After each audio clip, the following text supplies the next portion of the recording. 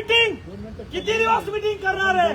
अरे कलेक्टर त्यांना बोलवा खाली, साहेबाला बोलवा खाली. काय थोडं ना सर, थोडं ना येऊ द्या त्यांना खाली. अरे कलेक्टर मीटिंग लावता दिसत एका जिल्हा परिषद शाळेचे चार शिक्षक बीएलओ म्हणून कामाला लावतात. अरे कलेक्टर. नमस्कार मित्रांनो, माझ्या गावामध्ये जिल्हा परिषद शाळेला 8 शिक्षक आहेत. त्या 8 शिक्षकापैकी 4 शिक्षकांना बीएलओची ड्युटी लावली आहे, निवडणूक विभागाची ड्युटी लावली आहे. मित्रांनो नमस्कार, हे आहे सरपंच मंगेश साबळे. कायमस्वरूपी यांचे जे काही आंदोलन असते ते आक्रमक स्वरूपाचे असते. आता हे आंदोलन म्हणू शकताला आपण किंवा एखादं निवेदन. आता सध्या छत्रपती संभाजीनगर येथे जिल्हा कलेक्टर ऑफिसच्या समोर आहे, कार्यालयाच्या ऑफिस समोर आहे. विषय नेमकं काय आहे की सध्या जे चालू आहे महाराष्ट्रामध्ये, ह्या महाराष्ट्र शासनाने BLO जे काही ड्युटी महाराष्ट्र ग्रामीण शाळेतील शिक्षकांना लावलेली आहे, जिल्हा परिषद झडपी शाळेवरील शिक्षकांना, त्याच्यामुळे काय होऊ लागलं की विद्यार्थ्यांचं खूप मोठ्या प्रमाणात लॉस इथे होऊ लागलं आहे. अर्थात त्यांचं म्हणणं पडलं की माझ्या गावात 8 शिक्षक आहे, 8 शिक्षकांपैकी 4 शिक्षकांना BLOची काही ड्युटी लावलेली आहे. अर्थात जे काही निवडणूक आयोगाचे जे काही माहिती गोळा करणं चालू आहे, मतदार याद्यांच्या त्रुटी बाहेर काढणं चालू आहे आणि परत मतदार याद्यामध्ये नाव टाकण्यासाठी आणि हे सर्व काही विविध कामं जे काही निवडणूक आयोगाचे असतात BLOच्या माध्यमातून जिल्हा परिषद झडपीच्या शिक्षकांना लावलंय. तर त्यांचं म्हणणं पडलं हे सर्व काही असलं फालतूगिरीचे कामे बंद करा, याच्यासाठी सेपरेट अधिकारी नियमा आणि सर्व काही बंद करा. याच्यासाठी त्यांनी छत्रपती संभाजीनगर जिल्हा कलेक्टर ऑफिस समोर खूप मोठं तीव्र संतप्त आंदोलन केलेलं आहे, निवेदन देऊ लागले. नेमका त्यांचा पुढचा तो पूर्ण व्हिडिओ काय मी ते प्ले करतो, नक्कीच तुम्ही ते बघू शकता. काजू बदाम खायला लागले नुसते. अरे अधिकारी लोक, अरे जिल्ह्याचा कलेक्टर नुसता पगार घेता का? जिल्ह्यावर लक्ष आहे का? अरे 4 शिक्षण अधिकारी 10 कोटी रुपये खातात. 10 कोटीचे गबाळे शिक्षण अधिकारीच्या याच्यामध्ये निघतात. अरे शिक्षकाच्या बदलीसाठी 4 लाख रुपये कलेक्टर CO शिक्षण अधिकारी घेतात. अरे मंत्र्याची चाटायला ठेवला का कलेक्टर? कुठं गेला शिक्षण अधिकारी? कुठं गेला CO? आणि कुठं गेला कलेक्टर? रोज बसायचं, जनतेच्या पैशातून काजू बदाम घ्यायचं, बैठका लावायच्या आणि या बैठकाच्या नावावर सामान्य लोकांना मात्र त्रास द्यायचा. मी सामान्य लोकांसाठी आवाज उचलतो म्हणून मला त्रास देण्यासाठी माझ्या तहसीलदारानं 4 शिक्षकांना BLOची या ठिकाणी ड्युटी लावून दिली. अरे माझ्यावर राग आहे, मी तुम्हाला घोडे लावतो, मग माझ्या शाळेवर राग तुम्ही का काढायला लागले? आज जा विचारण्यासाठी या ठिकाणी आलो आहे. अरे कलेक्टर बाहेर या. अरे कलेक्टर तिथं बसून काय ढुंगणाशे कोणाला? आमच्या पैशावर काजू बदाम कोणाला तुम्ही? काय झालं? कलेक्टर साहेबाला बाहेर बोलवा. नाही भेटायचं नाही, आमच्यावर अन्याय या ठिकाणी होतोय. रोज मिटिंगावर येतोय. अरे कलेक्टर, अरे बाहेर या बाहेर. अरे तालुक्यामध्ये जिल्ह्यामध्ये काय चाललंय बघा आणि तुम्ही त्या ढुंगणा खुर्चीला चिटकून बसलेत. अरे कुठं गेले तुमचे शिक्षण अधिकारी? कुठं गेले तुमचे जिल्हा परिषदचे अधिकारी? आणि कुठं लाजा विकून खाल्ले रे तुम्ही आरामखोरांनो? आमच्या शाळा बंद पाडण्याचा ठेका घेतलाय तुम्ही. या निवडणुकीच्या कामासाठी 4 एका जिल्हा परिषद शाळेचे BLO नेमायला लागले तुम्ही. अरे कलेक्टर, अरे खाली या.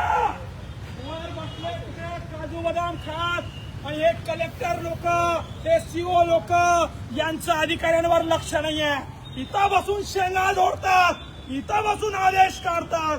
एक कलेक्टरनं आदेश काढलाय, विनय गौडा यांनी आदेश काढले की बाबा 4 शिक्षक BLO म्हणून नियुक्त केलेत. एका जिल्हा परिषद शाळेमध्ये 8 शिक्षक शिकवतात, त्याच्यातले 4 शिक्षक या कलेक्टरनं BLO म्हणून लावले. अरे कशाला झक मारायला सिस्टम पाहिजे तुमचं? आम्हाला आमच्या शाळा उद्ध्वस्त करायच्या, आमच्या लेकरा बाळाचं शिक्षण उद्ध्वस्त करायचं आणि राजकीय नेत्यांच्या, या मंत्र्यांच्या, या मुख्यमंत्र्यांच्या यांना निवडून येण्यासाठी यांचे झेंडे हातात आमच्या पोराला घ्यायला लावायचं. अरे फडणवीस सरकार, हे काय चाललंय? काळा बाजार. एका जिल्हा परिषद शाळेचे 4 शिक्षक निवडणुकीच्या कामासाठी तुम्ही लावतोय. कलेक्टर, अरे खाली या. शेंगा जोडायला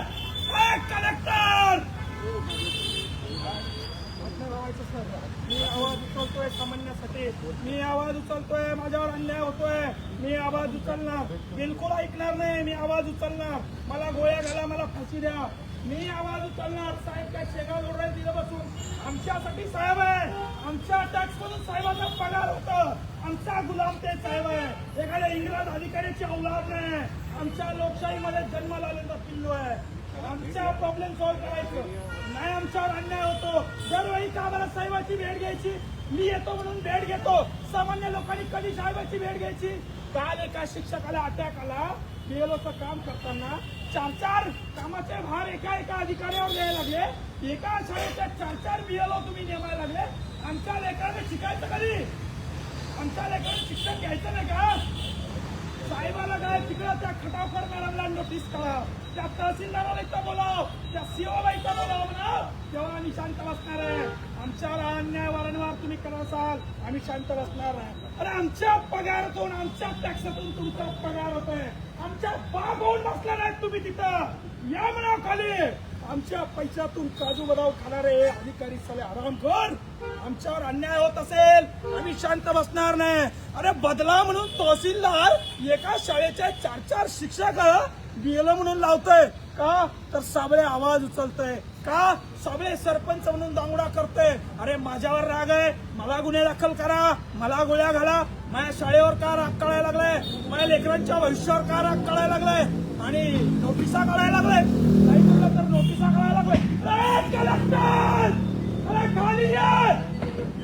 कलेक्टर, अरे बसला काय तिकडे? खाली ये. अन्याय आवाज उचलल्याशिवाय सुधारणार नाही मित्र. यांच्या शेपटावर पाय दिल्याशिवाय ते सरळ होणार नाही. हे माजलेत, मातलेत, आपल्या पगारी घेऊन एक घर, गाड्या, बंगल्या घ्यायला लागल्यात. आणि जोपर्यंत हे खाली येणार नाही, आमच्या या तहसीलदाराला इथं बोलवणार नाही, सीओला इथं बोलवणार नाही, तोपर्यंत मी ऐकणार नाही. गोळ्या घाला, फासावर द्या.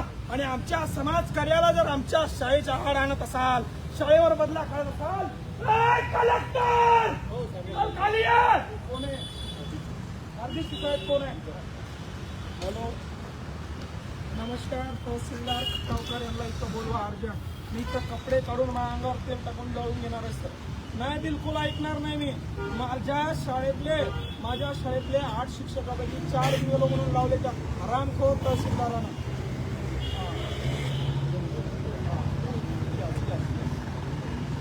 कलेक्टर, अरे खाली ये. तिकडे काय काजू बदाम खायला लागला बसून. आणि इथं आमच्या पगारावर जगणारे हरामखोर तुम्ही आमच्यावर अन्याय करणार काय? आणि तुम्हाला काय वाटलं आम्ही आवाज उचलणार नाही काय? अरे आवाज उचलणार, नांगरा सगळ बैल लावणार, घाबरणार नाही. अरे औलाद या ठिकाणी छत्रपती शिवाजी महाराजांची आहे. डॉक्टर बाबासाहेब आंबेडकरांनी आम्हाला आवाज उचलायला सांगितलाय. आणि आमच्यावर अन्याय कराल, आमच्या टॅक्सामधून पगार घेऊन आमच्यावर मजुरी कराल, आमच्यावर दबाव टाकाल. आम्ही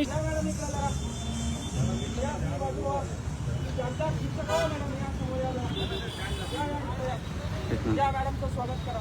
4 शिक्षक एका शाळेचे बीएलओला कामाला लावता का तुम्ही? कोणी आदेश दिला तुम्हाला? 4 शिक्षक एका जिल्हा परिषद गावच्या शाळेमधून 4 शिक्षक कामाला लावता का बीएलओच्या? 4 आहे, 8 आहे सगळे. हा, मी कोण आहे? सुनील बाबूराव ढगे. 10 तारखेचा आहे शिक्षक. अर्ज द्यायचा का तुम्हाला? 4 चुका तुम्ही करणार, तुम्हाला आम्ही अर्ज द्यायचा का? तुम्ही का बाप आहे का आमचे नोकर आहे ना तुम्ही? तुम्हाला अर्ज द्यायचा का? आम्ही मरतो ना आम्ही इथं. तुम्ही आमच्या पगारावर जगा, खा मस्त काजू बदाम, बैठकीमध्ये बसा तिकडे. अर्ज द्यावा लागले. किती फोन दिले? राऊत सरांना विचारा. कोण आहे राऊत सर? राऊत सर जिल्हा माणूस आहे का? तुमचं नाव सांगायला लागले ते मॅडमने फोन केला. नोटीस कोणाची आहे? नोटीस कोणाची आहे? तुमचं नाही आहे का नोटीस? मतदान नोंदणी अधिकारी मग कोणाची आहे? तुमचा अधिकार नाही आहे का इलेक्शन? मग बोलवा कलेक्टरला बाली. हे कोण आहे? हे कोण आहे? हे कोण आहे? तहसीलदार तथा सहाय्यक मतदार आहे ना? मग तहसीलदार कोण आहे? एक ऑर्डर मध्ये तर 4 शिक्षक घेता का? मला त्याचं उत्तर द्या आधी. काय मी खोटं बोलतोय का? हे ढगे आहेत, हे ढगे आहेत, हे काळे आहेत, हे या ठिकाणी मार्लेवार आहेत, हे मार्लेवार आहेत, या ठिकाणी हे जगताप आहेत.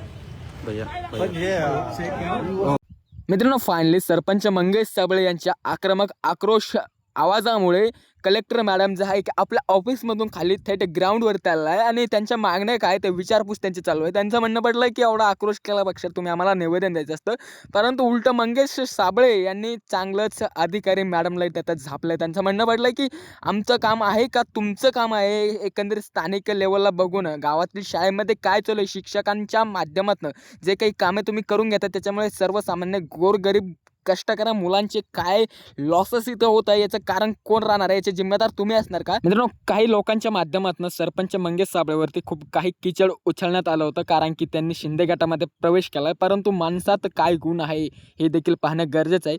सर्वसामान्य गोरगरीब जनतेचा बुलंद आवाज म्हणजे सरपंच मंगेश साबळे. तुम्हाला काय वाटतं? तुमची राय नक्कीच कमेंट बॉक्समध्ये सांगू शकता. खूप खूप धन्यवाद.